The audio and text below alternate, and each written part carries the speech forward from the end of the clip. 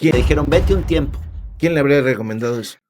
O sea, muy buena pregunta, porque Es el caso de Julio. de motu propio seguía recaudando dinero. Julio tuvo una relación muy cercana, no solo con López Obrador, también con la propia Claudia Sheinbaum. Puede ser que haya corrupción en otros ámbitos del gobierno de López Obrador, pero nadie tanta como la suya, nadie tanta como la de Julio Scherer. ¿Por qué tendría esta animadversión contra López Obrador? Pues le quitó todo el poder que tenía López Obrador. Hablas mal de AMLO, te peleas con AMLO, expones a AMLO, ridiculizas a AMLO, eres nuestro ídolo. Yo me he equivocado con algunas de mis posturas. ¿Con cuál te has equivocado?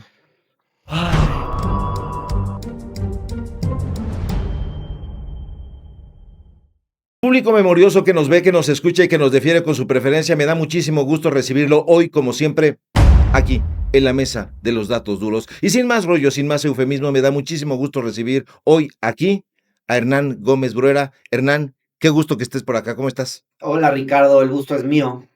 ¿Cómo has estado? Muy bien, muchísimas gracias. Me da mucho gusto.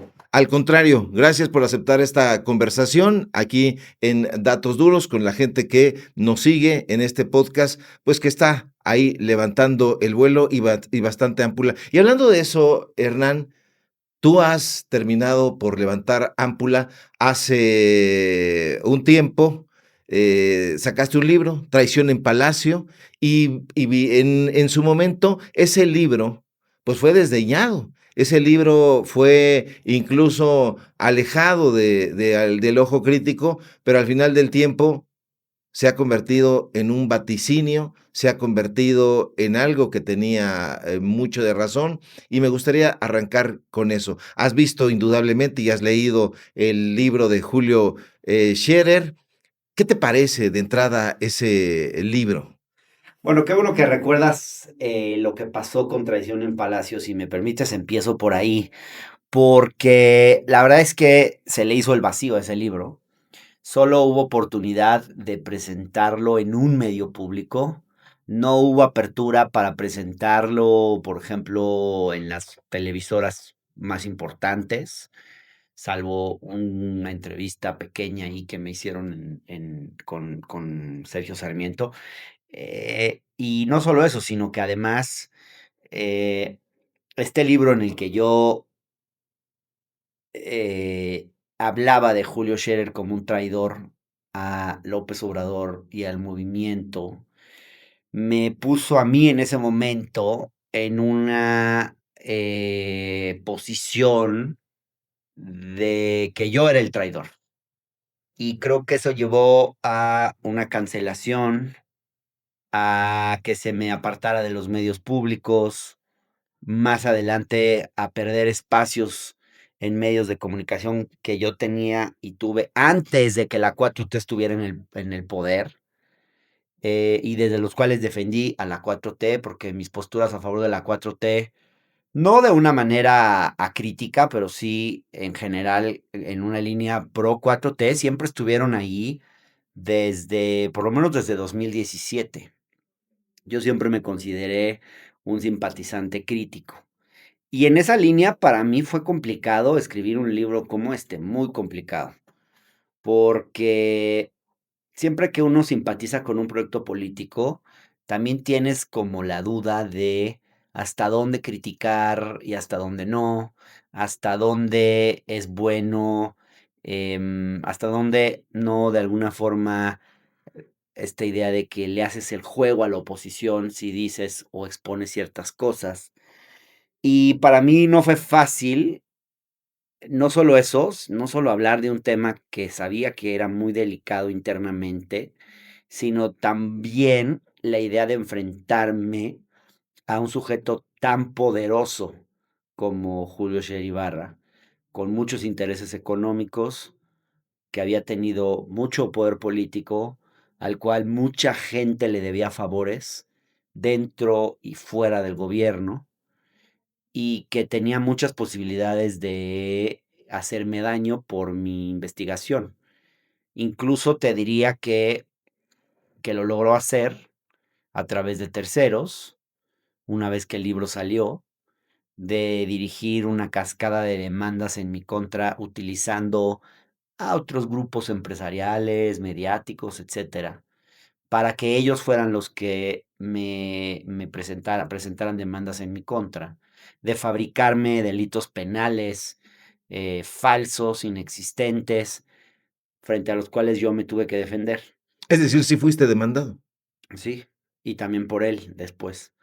Como periodista, este tipo de demandas pues te hacen mucho daño porque para algunas personas, empresas o políticos poderosos, pues demandar es muy fácil porque tienen sus despachos, no les cuesta nada. Ujú. Para ti como periodista, el hecho de que te empiecen a llegar demandas, pues es muy fácil que te lleve a la quiebra, porque si además te sacan de tus espacios y no puedes tener un ingreso y te empiezan a demandar y tienes que pagar abogados y notarios públicos y todo lo que implica un proceso civil o penal, pues te ponen en una situación realmente muy complicada. Es una manera de callar una voz, de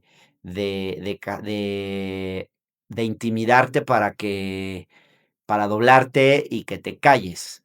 Para mí ha sido muy difícil seguir hablando de este tema y lo he seguido haciendo, pero pues sí ha sido muy difícil. Y también una de las cosas que yo más lamento es cómo desde la propia 4T eh, se me juzgó muy severamente por ese libro y también por el siguiente, por El Ministro del Poder. Y me colocaron casi, casi en la vereda contraria. Yo te diría que peor, porque en la 4T no perdonan a quienes consideran traidores. Yo creo que para algunos sectores de la 4T yo me terminé convirtiendo en un personaje peor que ciertos opositores o comentócratas que siempre han sido increíblemente críticos frente al movimiento. ¿Y por qué te lo digo? Porque yo creo que la 4T a veces, y por lo menos desde el poder presidencial, pues cierto tipo de críticos le convienen porque permiten hacer un retrato muy caricaturesco de cómo es la oposición. Y claro, por ejemplo, la 4T, al final yo creo que para su juego político, pues el que exista alguien como Alarraqui o como Carlos Loret o como estos personajes que no pueden reconocer una sola ventaja, una sola cosa positiva de la 4T y que estén tan radicalmente opuestos al movimiento, de alguna forma le es funcional a una narrativa donde lo único que cabe es estás contra mí o estás conmigo. Habemos quienes no nos hemos querido situar en esa dicotomía, quienes nos identificamos con la 4T porque es un movimiento de izquierda y es la izquierda posible que hay en el país y porque a muchas personas le ha cambiado su vida y le ha hecho, digamos, pues yo creo que a los más desfavorecidos de este país los ha reivindicado de una manera muy importante, histórica, sin precedentes, pero que al mismo tiempo pensamos que hay cosas que hay que criticar. Y bueno, yo me situé en esa línea y es a partir de ahí que yo decido publicar este libro. ¿Qué También es el momento cuando publico Traición en Palacio donde yo empiezo a tomar la opción por el periodismo más que por ser un comentarista simpatizante del movimiento. Ahí yo hago una opción por el periodismo que fue considerada como un acto de traición. Entonces, para mí es importante que hoy la 4T empieza a reconocer que Julio Scherer era y es el gran traidor de Palacio. Porque, porque yo creo que era importante decirlo en su momento y la verdad me siento orgulloso de haberlo dicho. ¿Por qué es Y un perdóname que personaje? empiece con algo tan autorreferencial, una entrevista donde vamos a hablar de otros temas, pero Eh, me parecía importante empezar por ahí. sí, es importante porque le da contexto un poco, o un mucho, a un personaje que últimamente ha causado escozor al interior de la propia 4T, del segundo piso de la transformación.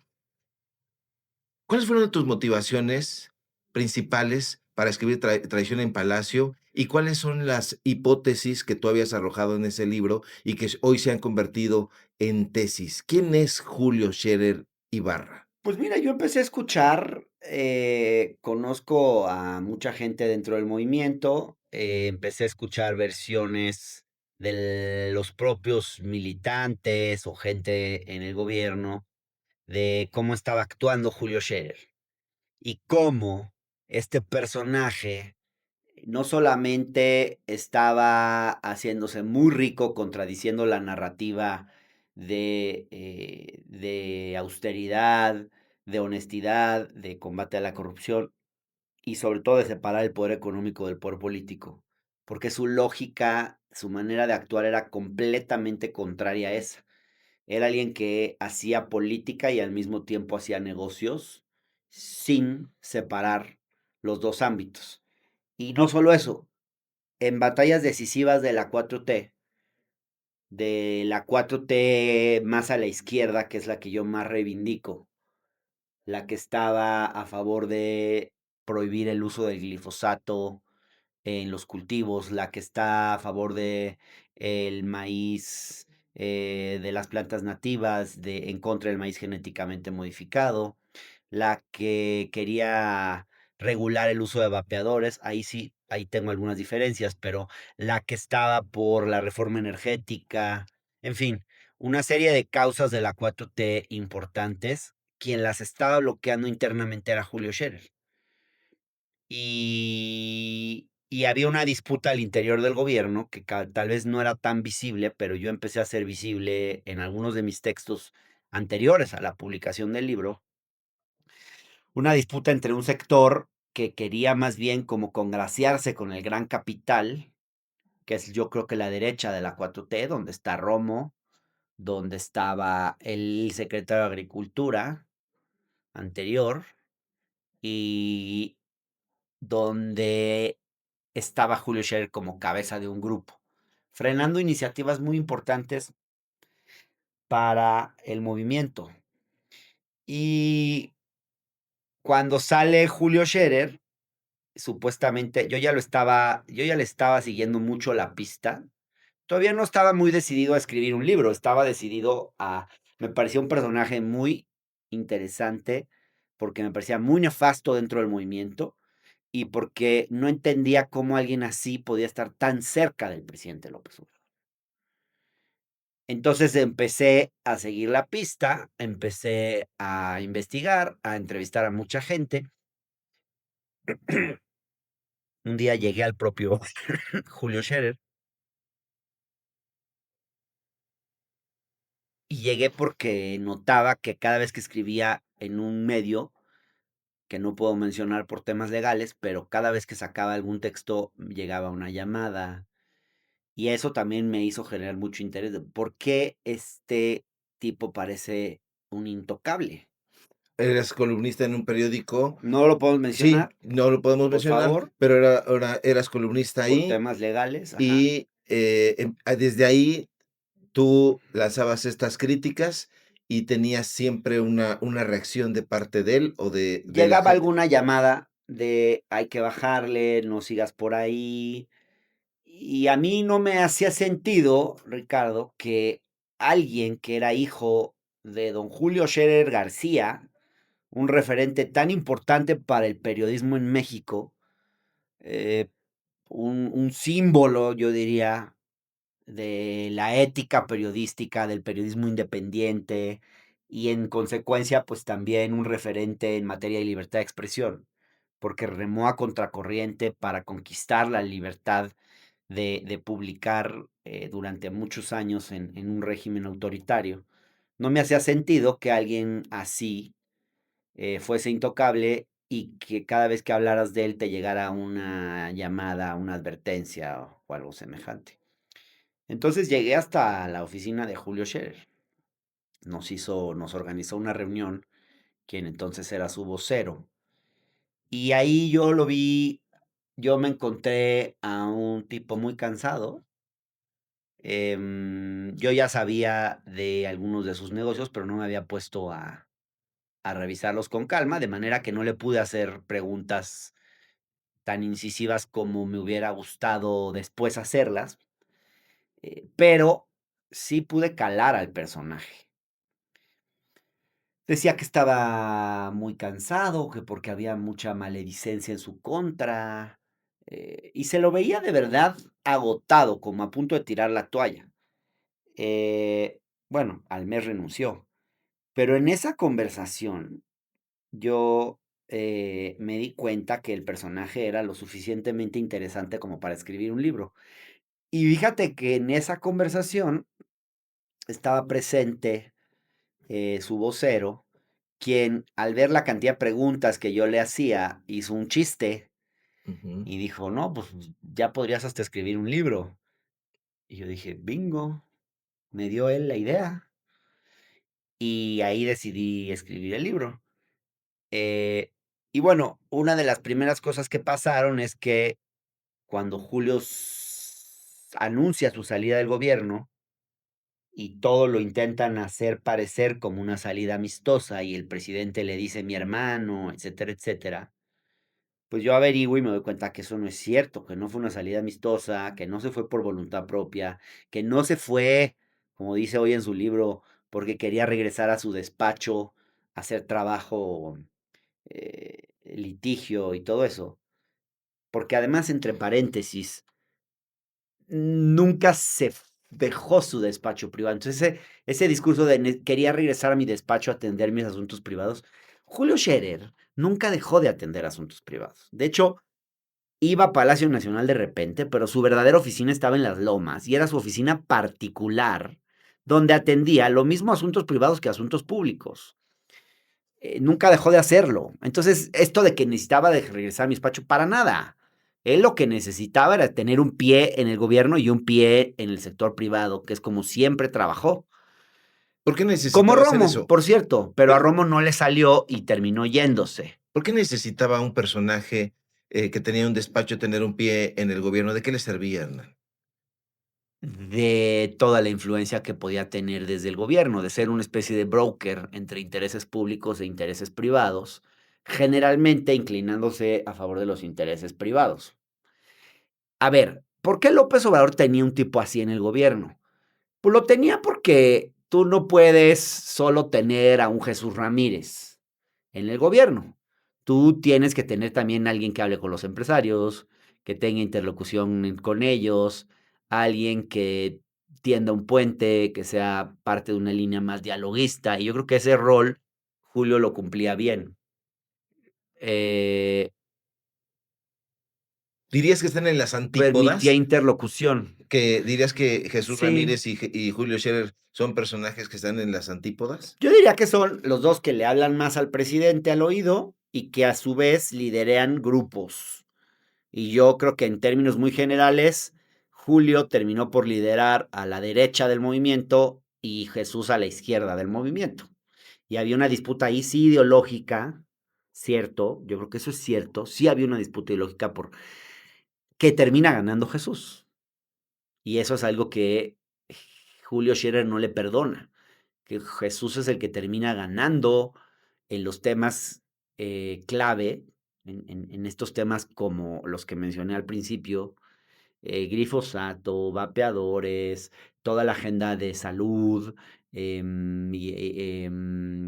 toda la agenda de agricultura, de no a los transgénicos, estos temas, ¿no? Entonces, pero volviendo a la pregunta que me hacías de por qué escribir este libro, bueno, eh, yo tengo la información de por qué se fue Julio Scherer, cuáles fueron las razones de su salida, y digo, pues me voy a lanzar a escribirla. Y ahí mando mi texto a un medio en el que escribía y se niegan a publicarlo, y vuelve a ocurrir y se niegan a publicarlo, y dicen que ya se había vencido mi contrato y no sé qué. Me Ujú. sacan, ya no puedo escribir, y ahí digo, bueno, pues si me están cerrando mis espacios, pues voy a escribir un libro para contar esto. Porque claro, uno como periodista, pues huele, ¿no? Donde hay Y también de repente, pues, eres un poquito kamikaze y cuando hueles el peligro te acercas a él, ¿no? Creo que es un poquito lo que nos pasa a veces a quienes tenemos como ese gen de o de amor al la investigación periodística. Entonces, yo dije: "Aquí hay algo, aquí hay algo". Entonces, me puse a investigar más y más. ¿Qué encontraste, Un montón de por cosas. ejemplo? Negocios por todos lados, un personaje que desde que llegó empezó a reorganizarse para llegar a hacer negocios antes de llegar al poder. Está retratado muy bien en el capítulo inmobiliario, por ejemplo. Scherer ha tenido muchos negocios en el sector inmobiliario y esto es común en abogados como él que coyotean y que llevan a cabo actividades, digamos, que les permite ganar mucho dinero como brokers, como intermediarios entre una relación corrupta y corruptora que existe entre jueces y magistrados que están dispuestos a vender sentencias, por un lado, con despachos de abogados que son los que compran ese tipo de que tienen clientes que están y en grandes litigios, sobre todo litigios de élite donde se Ujú, manejan enormes sumas de dinero. Julio Scherer venía consolidando un poder ahí desde, sobre todo en la Ciudad de México, donde había generado un poder muy fuerte. Mucho de ese dinero lo invierten, ese tipo de abogados lo invierten en el sector inmobiliario. Entonces ahí había mucho negocio. Y luego todo el esquema de extorsión y tráfico de influencias que tenía en ciertos casos, que eran algunos de grandes cantidades de dinero y que en su momento denunció el abogado Pablo Díaz Gargari. ujú, Él fue el primero que lo denunció en el programa de Aristegui. Yo ya tenía noticia de esto, lo estaba investigando y Pablo Díaz con un montón de información muy valiosa. De hecho, él termina siendo una fuente muy importante de mi libro. Él fue el primero que se atrevió públicamente a hablar de este mecanismo de extorsión y tráfico de influencias comandado desde la Consejería Jurídica del Ejecutivo Federal. Em, y bueno, pues ahí yo voy reconstruyendo por lo menos unos 7, 8 casos importantes que son los que detallo en la segunda parte del libro. Le dedico un capítulo a cada uno, el caso Juan Collado, el caso Ancira, el caso Aleática o HL, el caso Cruz Azul, donde se hicieron enormes negocios, el caso Oro Negro, donde Julio Scherer hizo utilizó el caso para vengarse de la persecución que le había dirigido en su contra el exsecretario de Hacienda con Fox, ujú. para vengarse a través del hijo, que era el que dirigía esta petrolera llamada Oro Negro. Y bueno, todos estos casos que voy reconstruyendo, mucho a partir em, de testimonios de gente que habló en modo off the record. Había mucho miedo, o yo creo que ahora ese miedo se va a ir disipando, Ujú, pero en ese momento había mucho miedo a hablar. Julio Scherer es un personaje muy perverso, como lo caracteriza ahora Juan Pablo Becerra Costa en un artículo que escribió en el Universal, por ejemplo. Personaje muy perverso que va, pues va generando esta muy amplia red de negocios y termina pues por meterse en todo, hacer negocio en todo. Está también metido en Segalmex a través de Bernardo Fernández, un cuasi familiar suyo, un amigo muy cercano de la familia, y empieza a poner un pie pues, por todos lados, ¿no? Eh, a tal punto que termina llegando esto a oídos del presidente López Obrador. Em, ¿en qué época? no sabemos a ciencia cierta, pero es ya casi hacia el tercer año. Con lo cual yo concluyo que es muy relevante contar la historia también, porque digo, a ver, casos de corrupción así tan importantes, en sexenios anteriores, esos personajes tenían el apoyo del presidente y se mantenían en su puesto por muchos años. O sea, si pensamos, por ejemplo, en Genaro García Luna, pues duró todo el gobierno de Fox, todo el gobierno de Calderón y todavía con Peña seguía recibiendo contratos. Bueno, pues en este caso, el presidente López Obrador, cuando tuvo información de esto, hacia el tercer año, decidió echar a Julio Scherer, darle una salida amistosa. Intentó que se quedara en el gobierno porque él no quería abrirse un frente de conflicto. Yo creo que es probable que le haya ofrecido la Secretaría del Trabajo, como Scherer dice, pero lo que es cierto es que le quitó todo el poder. Y eso lo dijo en una reunión en el gabinete. A partir de ahora, toda la relación con el Ejecutivo, toda la relación con el Judicial, los empresarios, es con Adán Augusto.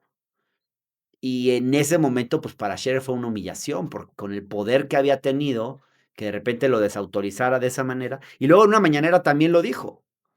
Lo dijo primero en el gabinete y luego una mañana también lo dijo. Entonces, claramente, Julio se había quedado sin poder y ya no podía hacer los negocios que quería, además usando el nombre del presidente, que creo que es lo más delicado.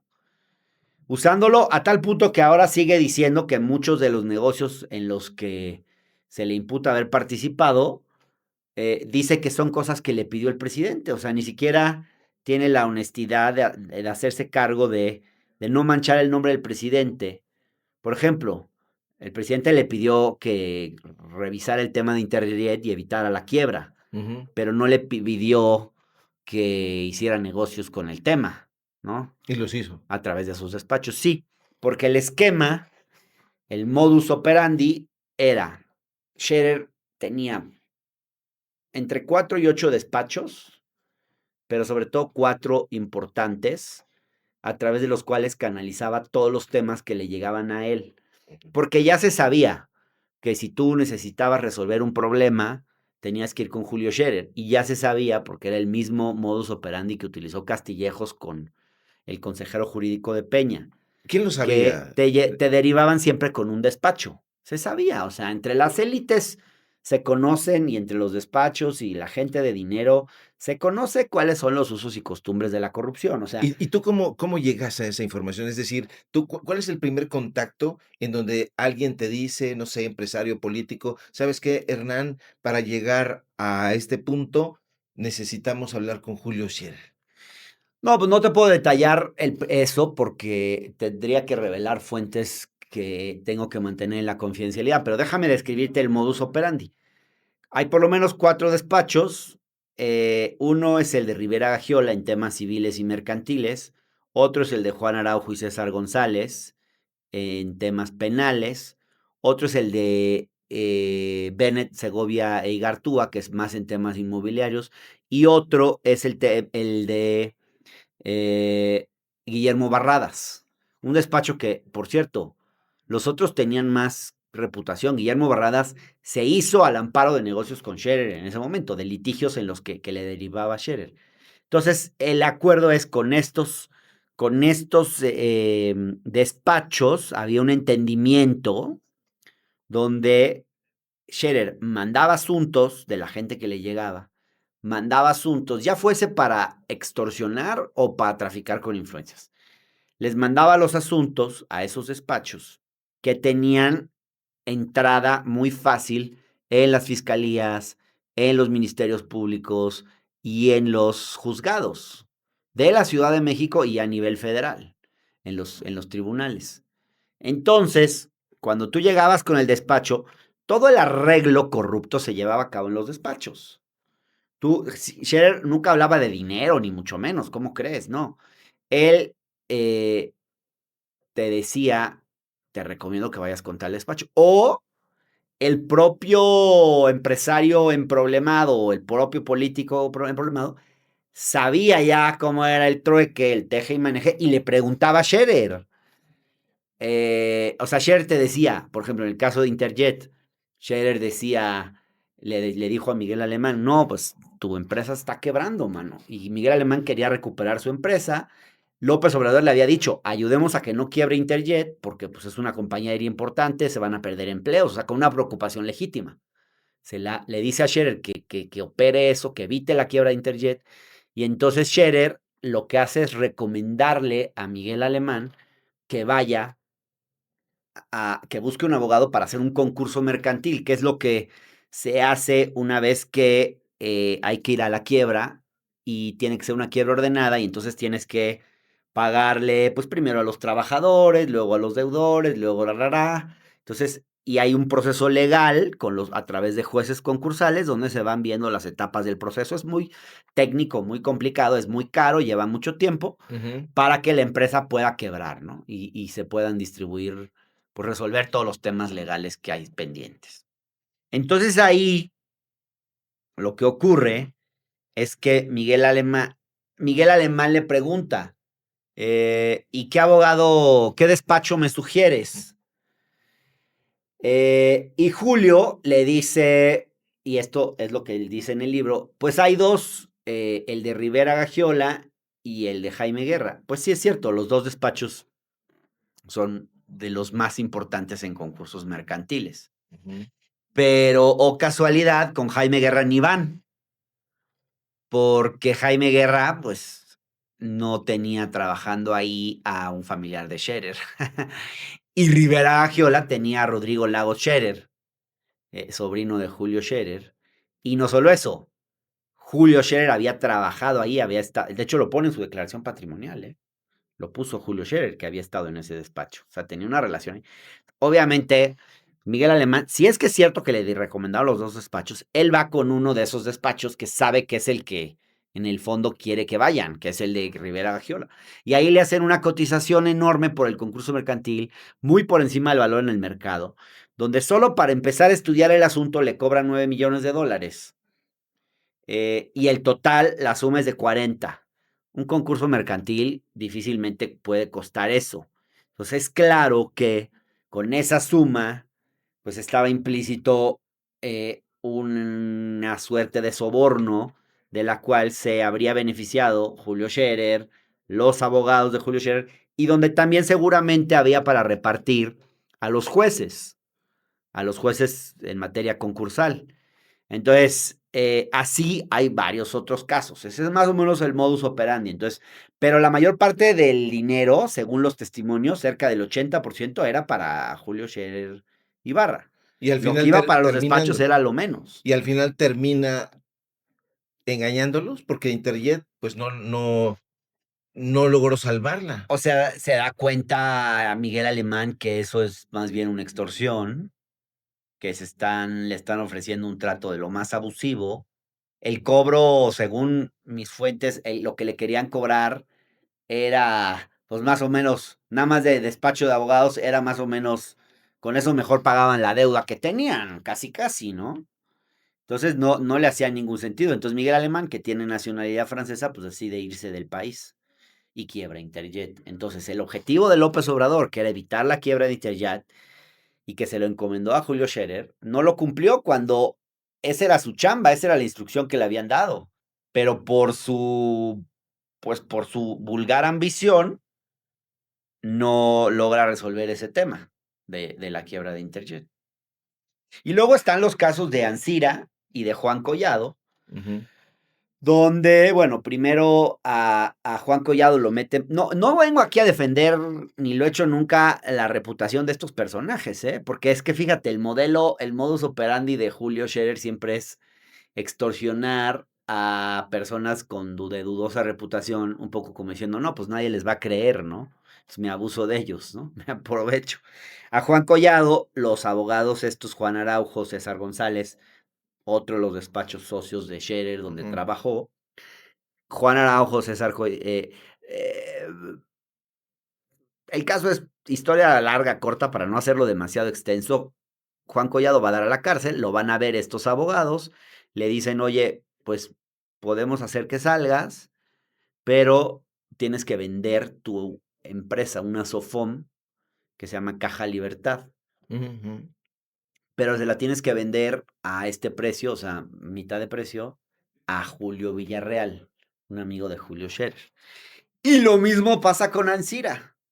¿Te acuerdas que lo extraditan? Sí, sí, sí. Llega a México, entra a juicio. Bueno, negocian desde que está en España, si mal no recuerdo. Van los abogados allá, le dicen que acepte ser extraditado que acepte llegar a México y no va a ir a dar a la cárcel, le sacan una lana ahí y, lle y le ofrecen un acuerdo de oportunidad, un criterio de oportunidad, perdón, para que evite ir a la cárcel y donde se le invita también a vender Altos Hornos de México Ujú. am, también a un precio inferior a su valor en el mercado, y adivina a quién le piden que se lo venda, Aquí. a Julio Villarreal. Entonces es muy claro que Julio Scherer intentó convertirse en un mega empresario a la brava, utilizando todo este tipo de esquemas. Y lo consiguió, ¿verdad? Lo hizo con Cruz Azul también. En Cruz Azul logró sacar a Billy Álvarez de la cooperativa. Pues yo creo que se metió varios mm, cientos de millones encima. Seguramente se fue muchísimo más rico de lo que ya había llegado al gobierno. Eh, el caso Cruz Azul también es emblemático. Obligan a Billy Álvarez a dejar la cooperativa, obligan a su hermano Alfredo Álvarez Cuevas a denunciar a Billy. Em, cambian la cooperativa de dueños y la ponen a nombre de Velázquez y Marín, que están, digamos, que quedan subordinados completamente a Scherer. Y de alguna manera, pues Scherer intenta apropiarse de Cruz Azul, hacerlo también su negocio personal. Guillermo Barradas, este abogado que les conté al principio, cobra unas sumas enormes de dinero por el caso Cruz Azul. De hecho, en el libro yo muestro unas facturas de Cruz Azul que cobró el despacho de Guillermo Barradas, que casualmente había dicho públicamente en una entrevista que él no tenía interés monetario en el caso Cruz Azul porque no estaba cobrando nada por ese caso, que lo estaba haciendo como pro bono. Entonces, es este esquema de negocios judiciales, de casos donde se manejan enormes sumas de dinero y que era un esquema de corrupción que ya existía de gobiernos atrás, que no inventó Julio Scherer, pero que con Julio Scherer empezaron a crecer y que Julio Scherer lo concentró de manera monopólica. ¿Sí me explico? O sea, el negocio de la justicia en México era, estaba mucho más democratizado. Julio llegó a agandallárselo todo con una voracidad sin límites. Hernán, si hubo tanto dinero del que se benefició Julio Scherer Ibarra, de acuerdo con lo que tú nos estás narrando, ¿qué lo motivaría a escribir este libro? Porque este libro que él publica parece una suerte de ajuste de cuentas. Si se benefició tanto, de acuerdo con lo que tú narras en tu libro y de lo que de tus indagaciones, de tus averiguaciones, de tus pesquisas, ¿por qué estaría entonces enojado? ¿Por qué entonces tendría algún tipo de ajuste de cuentas que pareciera ser no solamente con Jesús Ramírez Cuevas? Hay una serie de personajes en el libro, pero esencialmente, pues termina tiznando la imagen del gobierno para el que trabajó y Y del del personaje presidente del presidente López López Obrador, Obrador. totalmente. No, pues, o sea, muy buena pregunta, porque uno dice, bueno, ¿por qué no agarró sus millones y se fue a vivir a... España, que Sí, les gusta tanto. sí, o sea, yo creo que ya tiene suficiente dinero como para vivir varias vidas. Entonces, pues esa es una de las preguntas, creo que más interesantes, porque además yo sé que se le ofreció o le recomendaron irse del país. Le ¿Quién? dijeron, vete un tiempo. ¿Quién le habría recomendado eso? Pues según la información que yo tengo, el equipo de campaña de Claudia Sheinbaum en su momento, quizás la propia presidenta, hoy presidenta, le dijo, vete del país, Julio. Porque la 4T nunca procesa a sus corruptos, esa es la realidad. Entonces, eh, por varias razones que podemos discutir si son válidas o no, a mí me gustaría que los corruptos rindieran cuentas ante la justicia, pero pues también yo creo que en la lógica es pues no podemos generar divisiones en el movimiento, tenemos que mantener la cohesión, exponer ese tipo de casos le da armas a los adversarios, en fin, por las razones que sean. Pero él se podría haber ido del país. El problema es que hay gente, en mi opinión, que cuando pierde el poder se vuelve loca, ¿Es el caso de que Julio? necesitan del poder para ser personas. No pueden sentirse completos sin poder. Entonces yo creo que Julio, que es un tipo brillante, en el momento en el que pierde el poder, se descoloca y ya no está pensando bien. O sea, a ver, alguien que empieza a demandar a todo el mundo que lo expuso, ¿no? O sea, me demandó a mí, demandó a Pablo Díaz Gargari, demandó a Cédric Raciel por el libro de Segalmex, un periodista del país muy reconocido, demandó al fiscal general de la República, y no sé a quiénes más tenga demandados, pero pues cuídense porque igual aquí también los puede demandar a ustedes si dicen algo de él. Em, y alguien que saca un libro como este, donde escupe para arriba, donde al final termina reconociendo un montón de presuntos delitos, invasión de facultades a la fiscalía, en fin, o sea, hay un montón de partes donde él, que pueden ser usados en juicios de lo que él dice en el libro, o sea, no solo es lo que dice de otros, sino lo que dice de sí mismo. ¿Qué O dice de sea, sí es un mismo? personaje, es lo que te quiero decir, es un personaje que claramente no está pensando bien. Es a lo que quería decir. Y por eso hace todo esto. O sea, ya, bueno, ya está con Durazo, su muy amigo, terminó peleándose porque le pidió que hiciera una aclaración y Ujú. Julio se empezó a hacer güey y no hacía la aclaración. Ya la hizo, pero porque tuvo que salir Durazo a reprender esa conducta en los más duros términos. ¿Pero sí crees que no esté pensando bien o crees que realmente sí esté pensando bien y su objetivo no sería hacer daño, causar división, poner los reflectores sobre él? Porque finalmente ahorita ha logrado colocarse en la agenda mediática, ha ¿Para salido, qué? ese es el asunto, porque sí, de acuerdo contigo, él se habría beneficiado de la cuarta transformación y de acuerdo a lo que dices tú y otros analistas, este personaje no habría sido aceptado por el gobierno de Claudia Sheinbaum o por ella misma, no sería su objetivo causar división. No, a ver, el, lo que explica esto más que algo racional, yo creo que hay que verlo en un poquito en el terreno de la psicología. Sería interesante que entrevistaras a algún psicólogo, porque yo estoy convencido de que este libro está escrito desde el rencor y desde las tripas. Desde el rencor porque no soporta que en el pleito con Hertz haya ganado Hertz, que en el pleito con Jesús Ramírez haya ganado Jesús Ramírez, que en el pleito con Bartlett haya ganado Bartlett. Y no soporta sobre todo que él, que sí le metió mucha lana al movimiento, a la S 4T, cómo financió hizo campañas, eso? pues es un hombre muy rico, financió, le metió dinero a las campañas, recaudó fondos. eh, y él, cuando sale del gobierno de López Obrador, inmediatamente le apuesta a volver con Claudia. Claudia le dice, no, Julio, tú te peleaste con el presidente, pero Julio insiste y en la campaña yo creo que todavía estuvo metido, ayudando en cosas.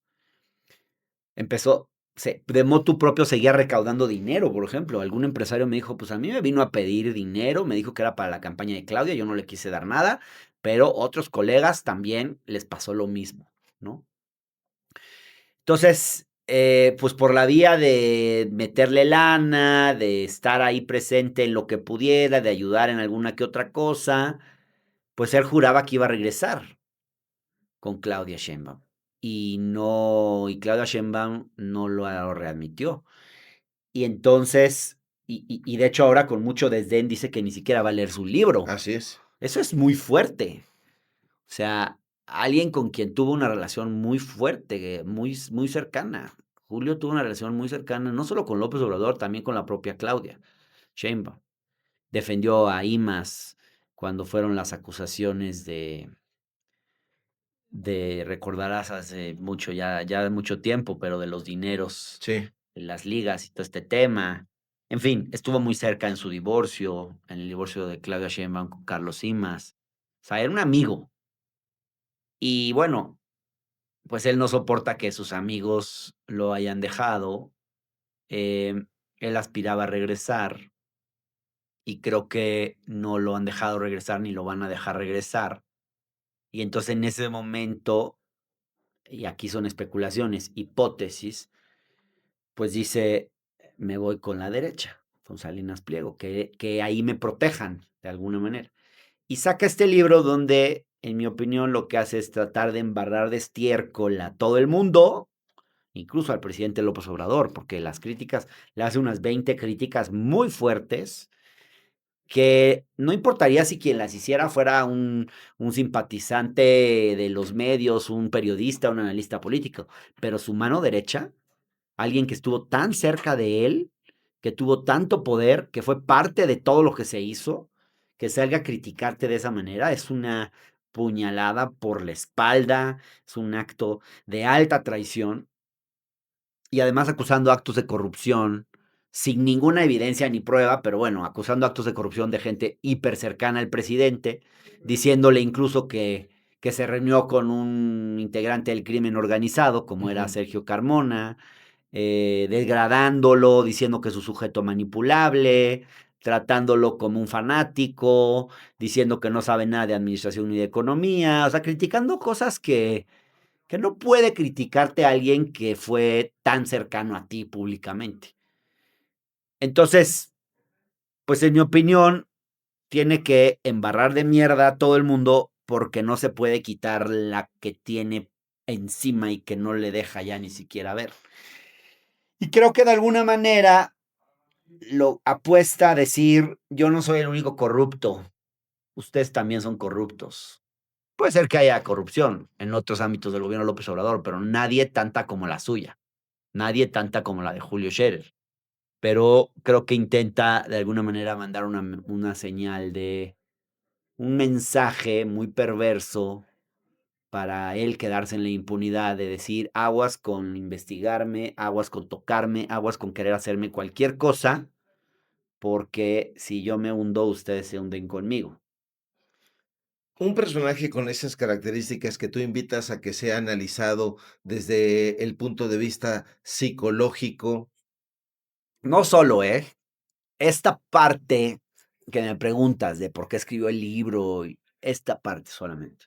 esa parte, pero un personaje con esas características, ¿qué estaría buscando en el fondo? Porque, ha entrado en los últimos días,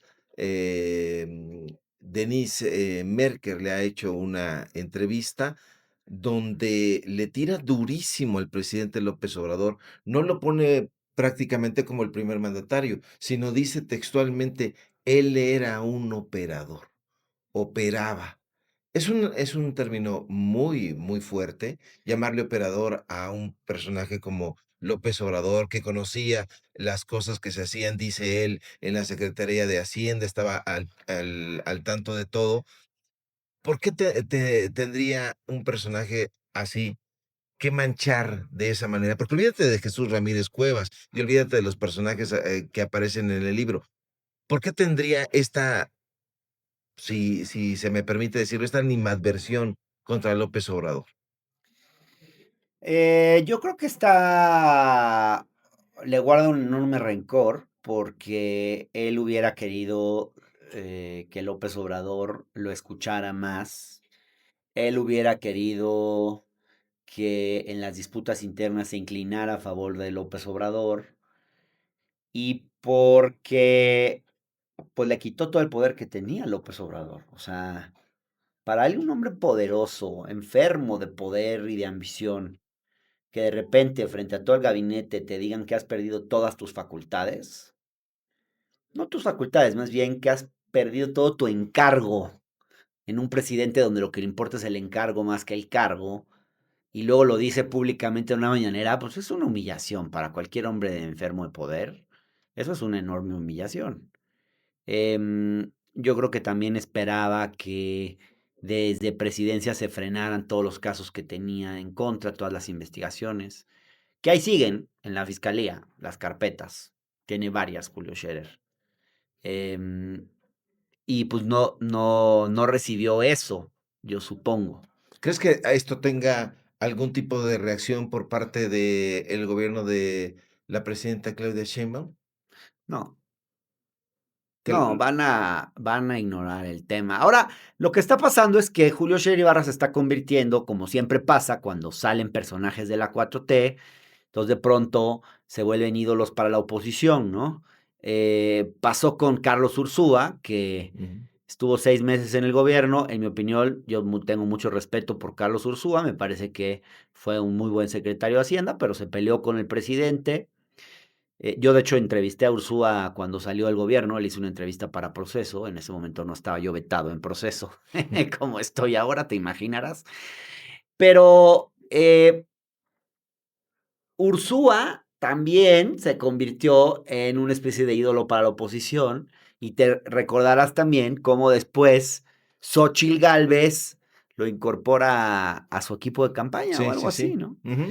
Eh, un error, yo creo, de Ursúa haber aceptado esa encomienda. Y ahora, obviamente, pues Julio Scherer se va a convertir en el nuevo ídolo de la oposición. Fíjate qué contradictorio. Una oposición que critica corrupción y va a recibir con brazos abiertos a Julio Scherer simplemente por hablar mal de AMLO. Ujú. Así piensa nuestra oposición, o sea, hablas mal de AMLO, te peleas con AMLO, expones a AMLO, ridiculizas a AMLO, eres nuestro ídolo. Claro.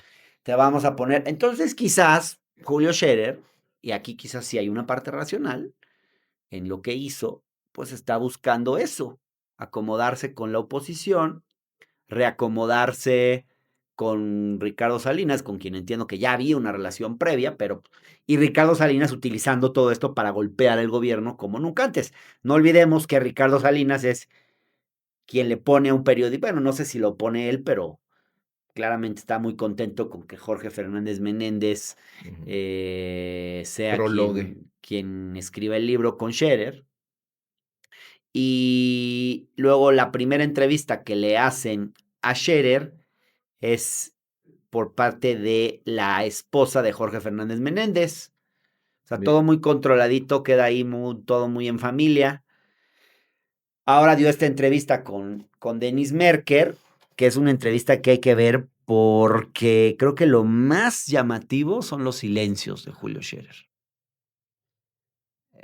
Denis le hace unas preguntas donde lo descoloca y se nota que lo descoloca y él guarda unos silencios muy largos, suspira. Su lenguaje corporal es la mejor parte. Fíjate, Hernán, que yo leí tu libro, Ajá. Traición en Palacio. He estado leyendo fragmentariamente a través de PDF este libro de Julio Scherer. Y he, igual que tú, recogido algunos puntos de vista sobre Julio Scherer Ibarra, como un personaje corrupto y corruptor, como un personaje con mucho poder, como un personaje hasta cierto punto tétrico. Pero ¿sabes qué? Me imaginaba, porque yo no lo había escuchado hablar, me hubiera imaginado un personaje con una mayor construcción verbal. Ah, sí, Y habla muy mal, habla muy mal, me muy parece hasta un mal. personaje limitado. Sí, la verdad sí. A ver, es muy astuto, es muy listo, pero nunca tuvo el don ni de la escritura, por eso también buscó a Jorge Fernández Menéndez, porque él no sabe escribir. El libro que escribió sobre el fraude de 2006 se lo escribió su papá, de hecho él mismo lo cuenta. Qué duro. Tampoco se sabe expresar. En eso yo creo que él es muy diferente de Arturo Saldívar, que tiene el don de la elocuencia. Scherer no, Scherer es desgarbado, no sabe hablarle a una cámara. Siempre que lo ves parece que tiene algo que ocultar, baja la vista, su lenguaje corporal es muy malo. Y coincido contigo, llama mucho la atención eh, lo malo que es para expresarse, para hablar. A mí me sorprendió que le diera esa entrevista a Denis Merker. Yo pensé que iba a dar muy pocas entrevistas y que las iba a dar en ambientes muy controlados, pero bueno, pues salió a dar esta entrevista. Sí, bueno, debo decirte que a mí la entrevista también me pareció no tan en el nivel que maneja Denise. Es decir, sí hay estos silencios que de los que hablas, pero no me parece tan, incisiva. No, Siendo, el personaje que es, yo creo que si tienes esa oportunidad, pues no la dejas escapar. Personaje que ha dado no solamente controversia, sino cuando yo recuerdo perfectamente cuando López Obrador da este discurso, lo despide y él no deja de verlo. No deja de verlo durante toda, pues, el largo adiós que le dedica López Obrador, donde le llama hermano, incluso. Vamos a entrar un poco al terreno de lo imaginativo y de la especulación, Hernán. ¿Qué crees que esté pensando López Obrador allá en Chiapas?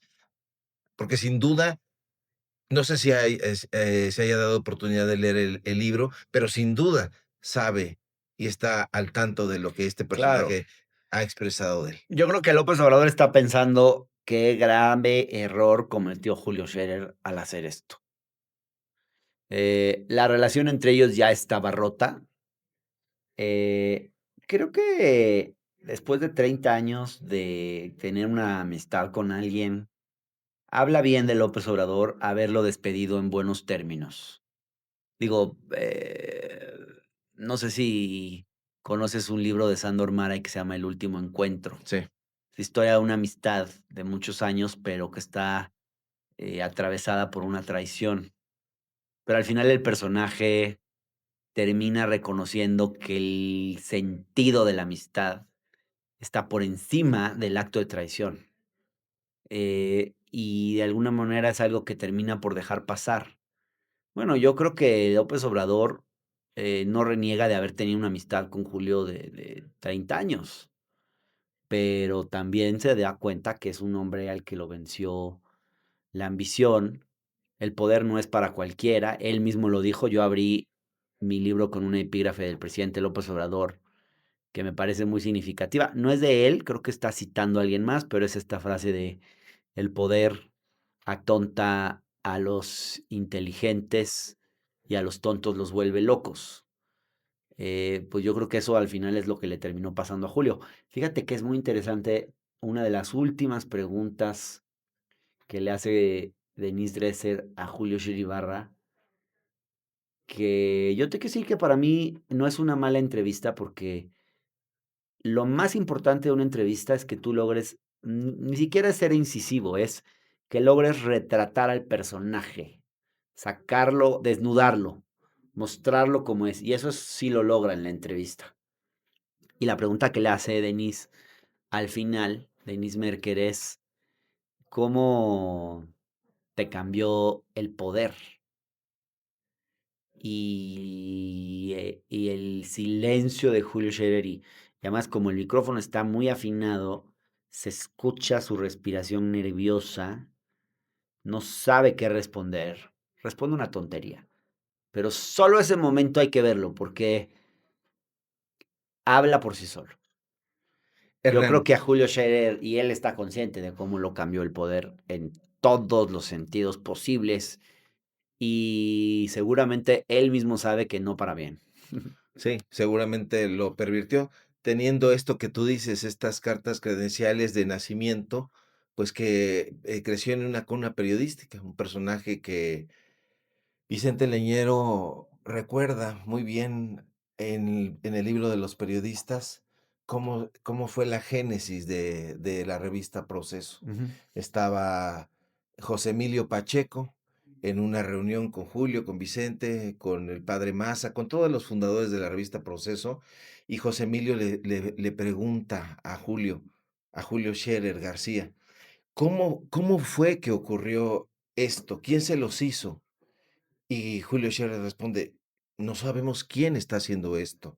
Y dice: "Entonces les está sucediendo como al personaje de Franz Kafka, que está siendo acusado, pero no sabe de quién, de parte de quién viene todo eso". Dice: "Lo que está sucediendo es como el proceso de Kafka". Y entonces, quien acuña el nombre de la revista Proceso es José Emilio Pacheco. Lo narra, Vicente Leñero en Ah, este libro mira, qué emblemático bonito. Sí, pues un personaje así, con todas esas cartas credenciales, termina siendo así. Déjame cerrar esta conversación, Hernán, con una pregunta que me llama mucho la atención en lo personal. ¿Tú te sientas o te has sentado varias veces en una mesa de debate o de diálogo con el concuño de Julio Scherer Ibarra, con Juan Ignacio Zavala Y también de Felipe Calderón. y de Felipe Calderón? ¿Este personaje, no te ha dicho nunca, fuera de cámaras, cuál es el comportamiento? Porque decías hace un momento que que has estado vetado en la revista Proceso, pero Bueno, no nada más ahí, sí, no, bueno, en muchos otros en lados. muchos es que también eres un personaje que has desatado furias, a pesar de que ha habido varios sectores que te han querido escatimar tu trabajo periodístico. Yo mismo he de decirlo, que veía tu trabajo con suspicacia, te consideraba un opinólogo, pero has dado en el blanco y eso hay que reconocerlo en estas publicaciones. Quién sabe, en algún momento, a ver si no nos da razón también con el caso de Arturo Saldívar, ya será tema de otra conversación. Pero déjame preguntarte, ¿nunca has tenido algún, Juan Ignacio Zavala no te ha dicho, oye, fíjate que Julio piensa esto de ti, leyó el libro, tiene este malestar, o quiere conversar contigo y que las cosas terminen? ¿Nunca ocurrió eso? Eh, la verdad es que no sería correcto que yo hable en público de las cosas que hablo con alguien en privado, porque creo que no sería, digamos, ético de mi parte.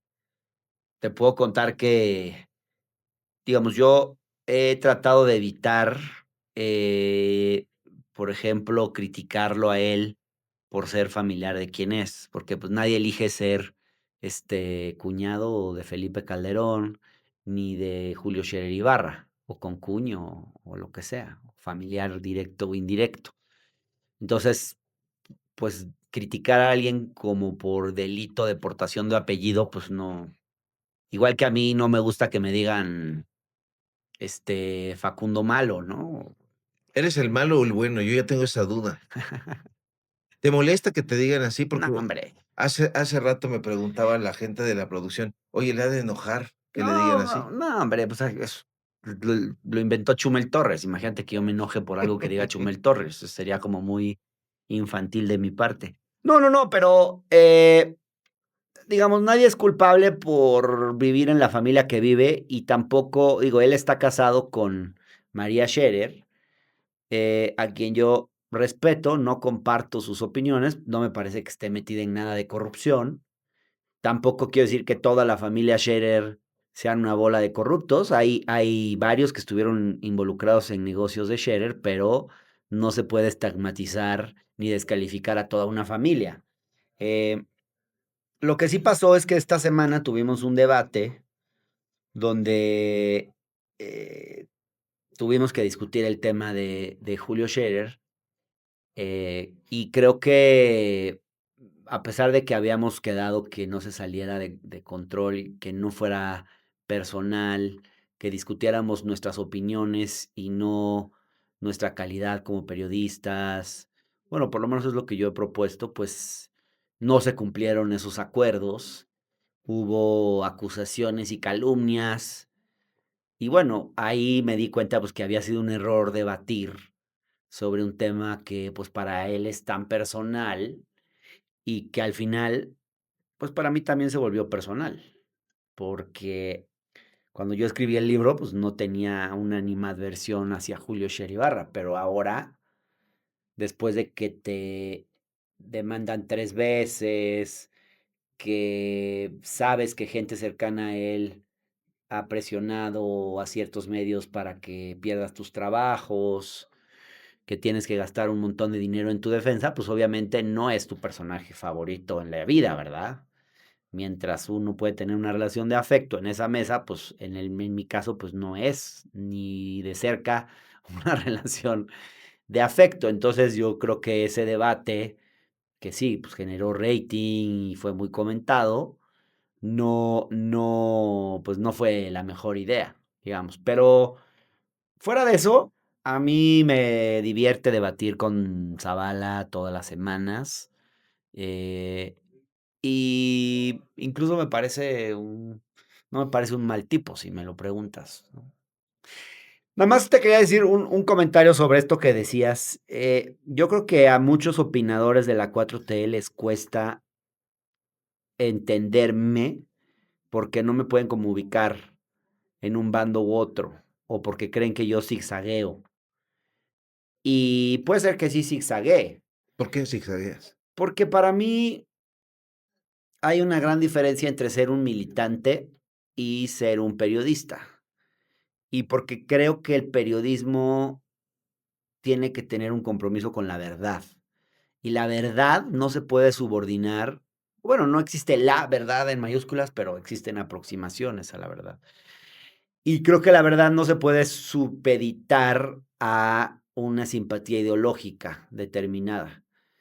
Y además porque te quiero decir que yo siempre, desde el principio que empecé a manifestar una simpatía hacia López Obrador, lo hice de manera crítica. A algunos se les olvida y piensan que yo me di vuelta y me fui del otro lado o esas cosas.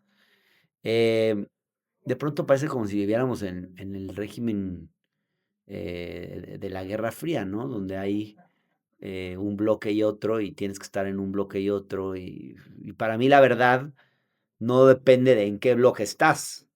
Para mí es importante y creo que me da más credibilidad como periodista defender las cosas que creo que están bien hechas dentro de la 4T, situándome siempre en la izquierda, porque es lo que yo me considero una persona de izquierda, pero no tener que defender de forma crítica todo lo que dice y hace la 4T, porque además me parece que la crítica que hacen los Alarrakis, los Lorets, las Beatriz Pajés, pues no es una crítica útil en ningún sentido, una crítica destructiva.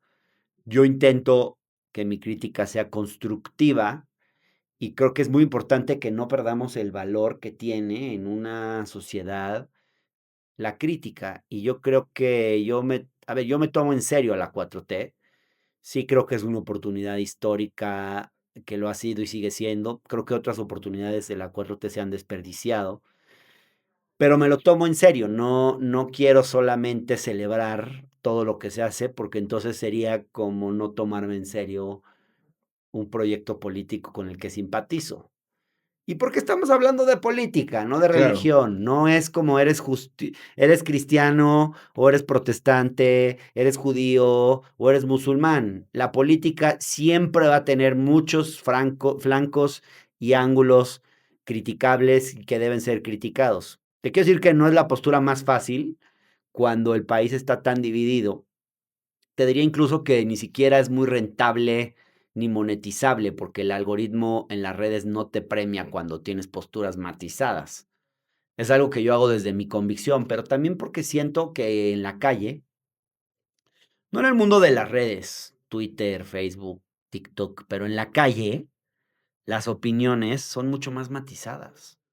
Hay mucha gente allá afuera que reconoce logros del gobierno de López Obrador, logros del gobierno de Claudia Sheinbaum, pero que también es crítica y cada vez más crítica de muchas otras cosas. Yo creo que también a ese público que yo me encuentro todos los días en la calle cuando alguien me reconoce, me saluda y me felicitan a veces por mi trabajo, otras me critican, pero en general son opiniones positivas. Yo creo que a ese público también hay que hablarle. No, en la calle no está todo tan dividido y fanatizado de un lado u otro. Me parece que esos son las redes y no debemos quedarnos atrapados en la lógica de las redes y pensar que eso es representativo de todo el conjunto de la sociedad. Hay matices en la verdad incluso. Hay matices, por supuesto, y yo creo que es muy importante no perderlos y recordar que existen esos matices. Ahora, es difícil y también nos podemos equivocar, ¿no? ¿Quién no se ha equivocado con sus opiniones? Yo me he equivocado con algunas de mis posturas. ¿Con cuál te has equivocado? Ay, pues te propongo que eso lo dejemos para el siguiente podcast, Me parece muy bien. porque me están esperando para ir a... Ay, si me zafo en el Esa momento en de el la pregunta momento incómoda, álgido, ¿no? en el No, no momento es álgido. cierto. No, hombre, pues yo creo que, ¿sabes en qué me he equivocado? En que al principio yo parecía un miembro de la 4T, parecía un militante. O sea, era tal mi entusiasmo de que llegara la izquierda al poder, mi admiración por López Obrador, por Claudia Sheinbaum, que claro, muchas de mis opiniones como periodistas se leyeron como las de un simpatizante.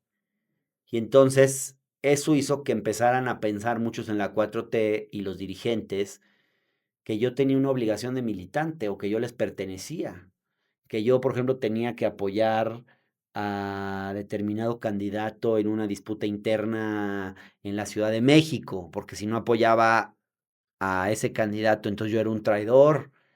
Como que cuando tú eh, apoyas de una manera que parece de militante, entonces los dirigentes del movimiento empiezan a pensar que tú les perteneces Claro. y yo no les pertenezco. Y entonces creo que ese fue mi error porque di una impresión equivocada cuando cuando lo que yo soy es un periodista de izquierda que sí toma partido, pero que tiene una simpatía crítica. ¿Sí me explico? Entonces creo que yo di una impresión equivocada en muchos militantes de la 4T, como si yo fuera un militante. No soy un militante. Lo único es que sí acepté en la campaña de 2018 ser vocero de Claudia Sheinbaum, cuando era candidata a la jefatura de gobierno en la Ciudad de México, en ese momento. Y bueno, yo creo que, bueno, tuve mis razones para hacerlo, hoy no lo volvería a hacer. No aceptaría ningún tipo de puesto en ningún equipo político. Ni aunque hubiera chayote de por medio, ¿no No, eres chayotero? no. ¿No eres progre buena ondita, como te Sí soy dicen? progre buena Sí. ondita, sí. Sí, porque mira, si ser progre buena ondita es defender los derechos humanos, decir, oye, yo creo que sí podríamos tener una presidencia de la Comisión de Derechos Humanos más que sirva para algo. Si ser progre buena ondita es, pues, criticar esta reforma judicial que hubo. Si ser progre buena ondita es decir, yo creo que no debemos ir hacia el autoritarismo, debemos mantener separación de poderes. Si ser progre buena ondita es, pues, mantener una simpatía y defender, pues, los derechos de las personas LGBTI, seguir manteniendo el discurso antirracista, todo eso que hoy llaman algunos la agenda woke. Sí, yo creo que en muchas cosas sí soy progre buena ondita y la verdad, yo sé que es un término con el que se busca descalificar a la gente.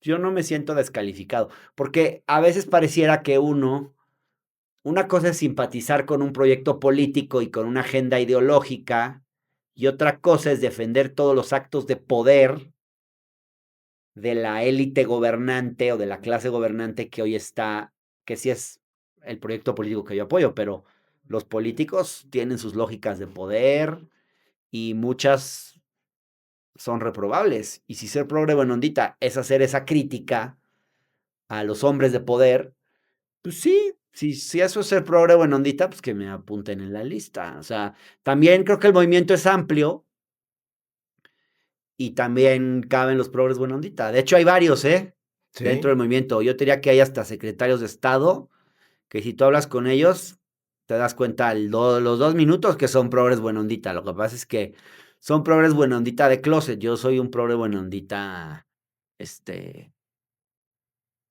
abiertamente progre buena ondita. ¿Te sientes bien mejor con los progres buena ondita o con los izquierdistas radicales? A mí me gusta los izquierdistas radicales que no son corruptos Por ejemplo. y que defienden sus principios. O sea, por ejemplo, yo te diría, tuve muchos años pleitos con Ackerman. Y hoy te diría, pues Ackerman no me parece que sea un corrupto, me parece que es un tipo que ha defendido sus principios, que no pueden no ser los míos, pero defiende los principios en los que él cree. Entonces, pues es por darte un ejemplo, ¿no? Pero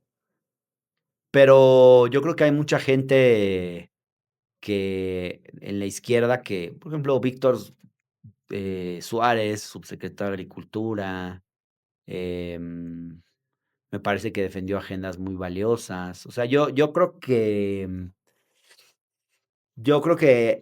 hay una parte de la izquierda, o de esos que llaman los puros, que han hecho contribuciones muy importantes. Hay otros que a veces creo que se van muy por el lado, anteponen la ideología a la realidad y que su defensa de una ideología a veces los lleva un poquito al ridículo, ¿no? O sea, por ejemplo, Marx atrincherado en la Secretaría de Educación Pública, siendo él un director general y queriendo encabezar una rebelión, eh, eh, poniéndose la bandera de la defensa del obradorismo, y como él el garante del proyecto, pues me parece una cosa un poco ridícula, ¿no? O sea, creo que de pronto hay ciertas personas que en la defensa de su ideología terminan siendo como muy inconsecuentes. Sí, yo al principio estaba de acuerdo con Marx Arriaga, con Yo también. esta disputa que tenía con Delgado, pero después de ver estas acciones, de hacerse el socarrón, estar metido ahí, ya es, ya está para pensarse. Hernán Gómez Bruera, muchísimas gracias por aceptar la conversación hoy Hombre, aquí en Datos Duros. Esperemos que no sea no la te primera y traje la datos última vez. duros. No, sí trajiste algunos datos duros. Algunos, pero no números. Datos duros son números, Son ¿no? números los datos duros, pero ya habrá ocasión. Ya habrá ocasión. Me parece que es un buen arranque Te este agradezco diálogo. mucho. Al contrario, ¿dónde te encuentra la gente? Dile, por favor, a la gente. Pues me pueden seguir en Twitter, @Hernán Gómez B. En Twitter, @Hernán Gómez B de bueno. En Facebook tengo mi canal. En YouTube tengo el canal de Hernán. Ahí he subido algunos videos sobre, sobre el libro de Scherer, por ejemplo, sobre mis libros anteriores. Los lunes estoy en la mesa de debate con Luis Cárdenas y Juan Ignacio Zavala, ¿Dónde? por MBS. Estoy martes y jueves en La Octava, Radio Centro. ¿En el octágono? Sí, ¿Sigue? sí. Así que por ahí andamos. Perfecto. Muchas Al gracias. contrario, gracias a ti. Gracias. Público memorioso que nos vio, que nos escuchó y que nos difirió con su preferencia, le agradezco mucho que haya aceptado hoy la conversación aquí con nosotros. Le voy a pedir, por favor, que se suscriba a nuestros canales, que nos apoye. Ahí, ya sabe, este canal está abierto para izquierdistas radicales, para progres buena ondita, para derechosos, para toda la gente que acepte venir aquí a conversar en esta mesa, la mesa de los datos duros. Nos vemos la próxima en otro episodio más de Datos Duros Podcast.